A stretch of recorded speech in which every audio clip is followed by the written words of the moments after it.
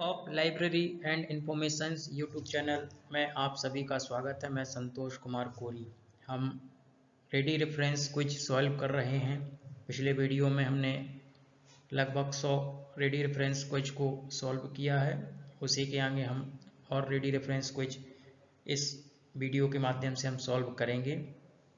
हमारे इस YouTube channel को सब्सक्राइब कीजिए, लाइक कीजिए और अच्छा लगे तो शेयर भी कीजिए। चूँकि दिन ब दिन कम होता जा रहा है, लाइब्रेरी साइंस के एग्ज़ाम्स कंटिन्यू आने वाले हैं। KBS के भी अभी 1-2 दिन में आपके एडमिट कार्ड अपलोड हो जाएंगे, तो आप उसको फाइंड आउट कर पाएंगे।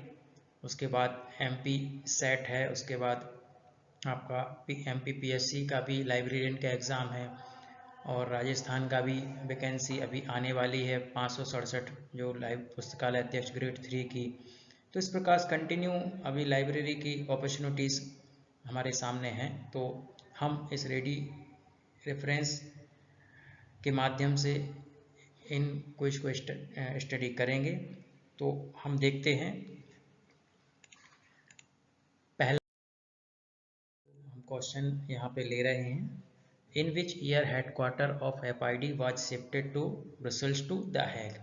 किस सन में जो FID का हेडक्वार्टर है ब्रसेल से द हैग में शिफ्ट हुआ था? तो ये इसका आंसर है 1934। और रेडी रेफरेंस क्वेश्चंस में हम वो क्वेश्चंस ले रहे हैं जो कई बार पूछे गए हैं विभिन्न एग्जाम्स में। तो ये एक प्रकार से इम्पोर्टेंट भी हो जाते हैं और हमें तुरंत याद करने के लिए होते हैं। Next, who gave the 6th law of library science, every reader his her freedom. तो जेम्स आर रेटिंग, ये भी क्वेश्चन पूछा गया कई बार, every reader his her freedom. तो ये 6th लॉ माना जाता है लाइब्रेरी साइंस का, जिसको जेम्स आर रेटिंग के द्वारा दिया गया है। नेक्स्ट देखे हैं तो where was the first library notice in India. तो सरस्वती महल लाइब्रेरी तंजावर में जो पहली लाइब्रेरी की लघु संरचना प्राप्त हुई है, तो उसको हम पहली लाइब्रेरी के मानते हैं इंडिया के परिप्रेक्ष्य में। नेक्स्ट जो है, when was the curriculum development committee on alias institute. जो कमेटी जो फॉर्मेट हुई थी करिकुलम से रिलेटेड, वो 1990 से 1993 के बीच में हुई थी। Who publish the journal international classification.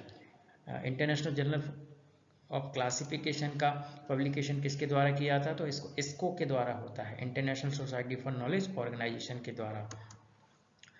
देखते हैं next, which association in India awards teachers in LIS। तो इटलास है जो Indian association for teachers library and information science, जो संगठन है, संघ है जो टीचर्स के लिए डिवोटेड है। तो यह teachers best teacher awards provide करता है एवरी ईयर। तो where is the headquarter of SLA? तो now answer is New York. New York में SLA का हेडक्वार्टर है। SLA mean special library association. Next जो हमारा है, which law of library science related to the growth of libraries. जो library की growth से रिलेटेड कौन सा लाइब्रेरी साइंस का लॉज है? तो वो हमारा आंसर है 5th law, because 5th law library is a growing organism, जो एक वर्धनशील संस्था है, जो हमेशा बढ़ने वाली संस्था है, जो हमेशा परिवर्तन और चेंजेस होते हैं, जो यूजर की नीड्स के अकॉर्डिंग और अपनी टेक्नोलॉजी के अकॉर्डिंग उसमें परिवर्तन कर सकते हैं। नेक्स्ट जो है, UAP stand for what of the following. तो UAP है जो यूनिवर्सिटी अवेलेबिलिटी पब्लिकेशन है, जो इफ्ला का है, जो 1978 से 80 के बीच में ये चला था। चूँकि 1978 में UAP जो प्रोग्राम हो रहा था, उसमें 78 में सबसे पहले सोचा गया था, 79 में इसका एक हेडक्वार्टर भी बना था। देन 1980 में एक इसके पर्टिकुलर डिवीज़न ही बनाई गई थी UAP की। नेक्स्ट जो है, resource sharing is a part of, so we are know very well this is a part of library corporation. जो रिसोर्स की शेयरिंग हम करते हैं तो वो लाइब्रेरी कॉर्पोरेशन का पार्ट होता है। अब रिसोर्स शेयरिंग में क्या होता है कि हम डॉक्यूमेंट्स को भी शेयर करते हैं, मैकेनिज्म्स को भी शेयर करते हैं, ह्यूमन बींग्स को भी शेयर कर सकते हैं, मैन पावर को है जो, तो मैन पावर को हम शेयर कर सकते हैं लाइब्रेरी कॉर्पोरेशन के माध्यम से।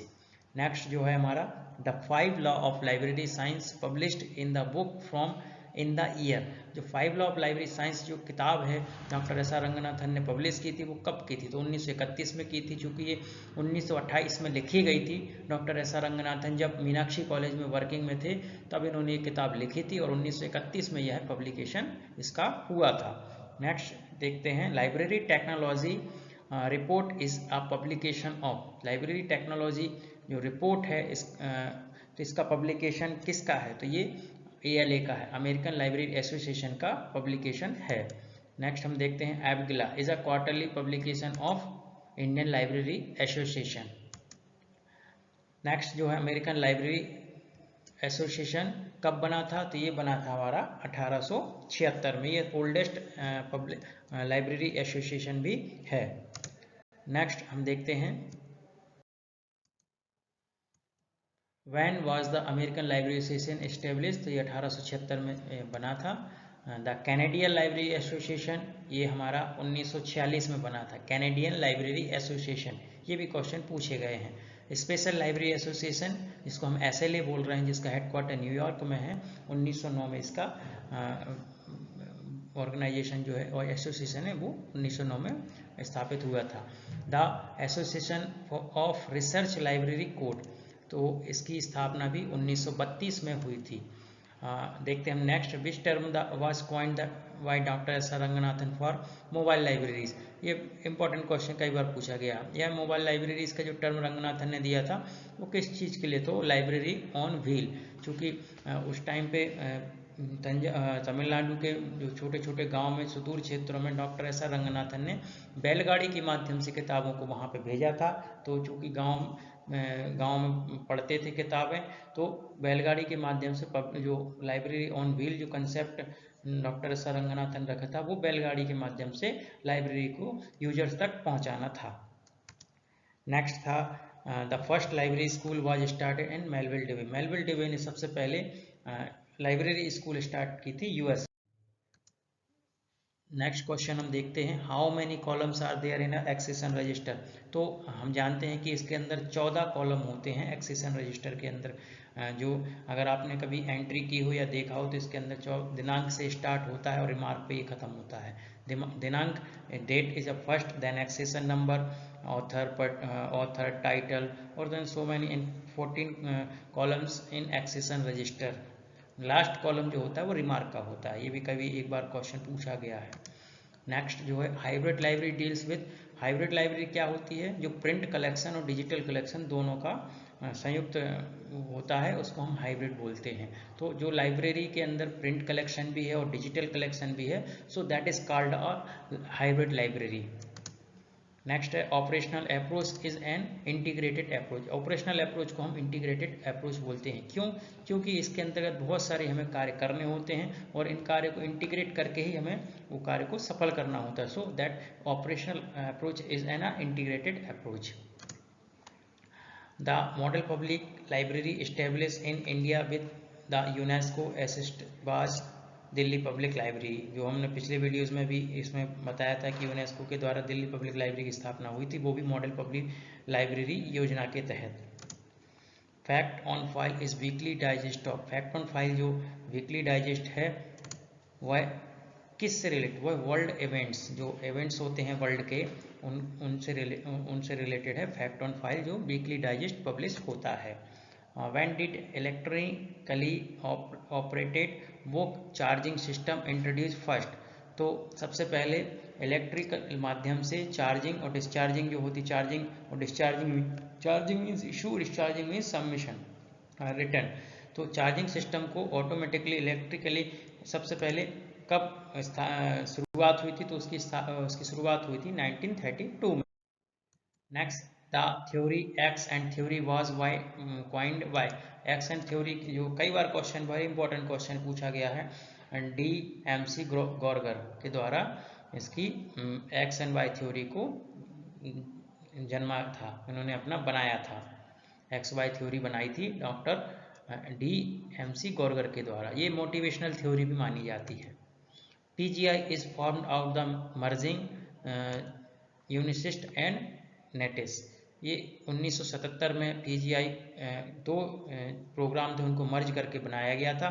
इसका फुल फॉर्म है जर्नल इंफॉर्मेशन प्रोग्राम, PGI, जो 1970 में बनाया गया था। नेक्स्ट है tree of Porphyry is a systematic representation of dichotomy. Next है 7th edition of CC was published in year 1987 में। जो हमारा CC का 7th एडिशन पब्लिश हुआ था, इसका एडिटर गोपीनाथ जी थे और इसका publication Sharada Ranganathan endowment fund के द्वारा किया गया है। Empty digit means, empty digit क्या होती है? तो empty digit are digit with ordinal value and without semantic value. Next, the core idea of subject is represent by personality. Core idea जो सब्जेक्ट मतलब किसी भी सब्जेक्ट का जो कोर एरिया है वह पर्सनालिटी को रिप्रेजेंट करता है कि वह किस प्रकार की पर्सनालिटी है और किस सब्जेक्ट से वह बिलोंग करती है। हम देखते हैं, method of residue is useful to find out. जो मेथड ऑफ रेसिड्यूज होते हैं useful to find out the personality. Personality को हमें देखने के लिए कि कौन सी सब्जेक्ट की क्या पर्सनालिटी है, तो मेथड ऑफ रेसिड्यूज का इस्तेमाल हम करते हैं कि ये नहीं हो सकती, ये नहीं हो सकती, जो बचा है तो वो पर्सनालिटी कहलाएगी। So that is a method of residue. Enumerative classification means, enumerative classification का मतलब क्या होता है? तो classification scheme providing readymade number for all subjects of past, present and anticipated future. जो एन्यूमरेटेड का मतलब होता है वह जो पहले से बने हुए हैं, रेडीमेड नंबर प्रोवाइड करते हैं, वो होता है एन्यूमरेटेड। तो यहाँ पे एन्यूमरेटेड क्लासिफिकेशन की बात की जा रही है। तो एन्यूमरेटेड क्लासिफिकेशन से मतलब होता है कि जिसमें रेडीमेड नंबर ऑल सब्जेक्ट्स के बने होते हैं, जो प्रेजेंट, पास्ट और जो फ्यूचर में कुछ सब्जेक्ट्स या जो टर्म्स आने वाले उनके भी नंबर यहाँ पे बने होते हैं, तो वो एन्यूमरेटेड क्लासिफिकेशन स्कीम कहलाती है। DDC is also enumerated classification scheme.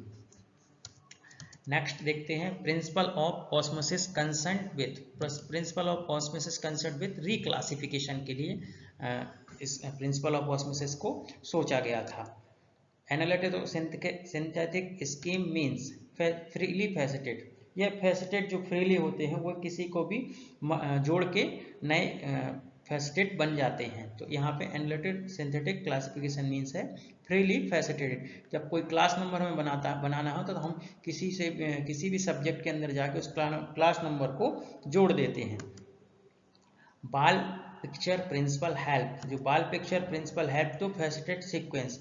देखिए क्या होता है, बाल पिक्चर क्या होता है कि जब एक बड़ा दीवार होती है, दीवार के अंदर हमने एक पिक्चर टांगी, तो हम देखते हैं कि इसी को टर्मिनोलॉजी को हेल्पफुल सीक्वेंस में डॉक्टर रंगनाथन ने सोचा कि एक बड़ा सब्जेक्ट है, ब्रॉड सब्जेक्ट है, उसके अंदर एक छोटा सब्जेक्ट है, तो वहाँ पे महत्ता होती है किसकी? उस फोटो की, ना कि दीवाल की। दीवाल तो बहुत बड़ी है, दीवाल के अंदर वो फोटो टंगी है, उसकी महत्वता होती है। तो ऐसे एक बड़ा सब्जेक्ट है, उसके अंदर वो सब्जेक्ट, कोर सब्जेक्ट जिसकी महत्वता होती है, तो वो होता है वॉल पिक्चर प्रिंसिपल। तो यहाँ पे वो फैसेट सीक्वेंस की बात हो रही है, बहुत सारे फैसेटेड के अंदर वो एक जो हमारी दीवार पे जो एक चित्र टंगा है, जो वॉल के ऊपर पिक्चर टंगी है, उस फैसेटेड को हम यहाँ पे बहुत ही महत्वता देते हैं। तो यहाँ पर रंगनाथन जी के द्वारा ये वॉल पिक्चर प्रिंसिपल को सोचा गया था और इसका इस्तेमाल इन्होंने क्लासिफिकेशन में किया था।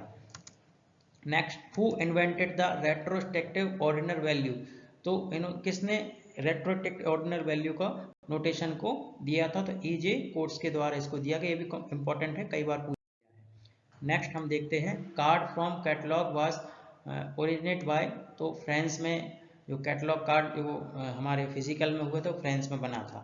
ठीक है। First introduce the printed catalogs, we are also know very well. The British Museum ने पहला प्रिंटेड कैटलॉग कार्ड दिया था। नेक्स्ट जो हम देखते हैं, canon of recall value is another name of cannons of short headings. What is the patent? Patent क्या है? तो पेटेंट एक एग्रीमेंट है between the inventor and government. तो पेटेंट जो होता है, पेटेंट का ऑफिस हमारे इंडिया में नागपुर में है। पेटेंट एक ऐसी डिजाइन्स होती हैं जो इन्वेंटर, जो बनाने वाले होते हैं, वो अपनी डिजाइन को सुरक्षित रखने के लिए उसको पेटेंट कराते हैं। क्यों? ताकि उसका इस्तेमाल कोई और ना कर पाए। ये डिजाइन्स हुई या फिर कुछ ऐसे फॉर्मूलाज हुए जो, जैसे फॉर एग्जांपल हम देख लें कि अभी जो कोविड काल में जब फार्मूला बने, कुछ जो वैक्सीन्स के फार्मूला हुए, तो फार्मूला के जरिए उन्होंने, जो साइंटिस्ट थे, उनने अपने फार्मूला को फ्रीली किया ताकि कोई भी देश उस फार्मूला को लेके वैक्सीन्स का निर्माण कर सके।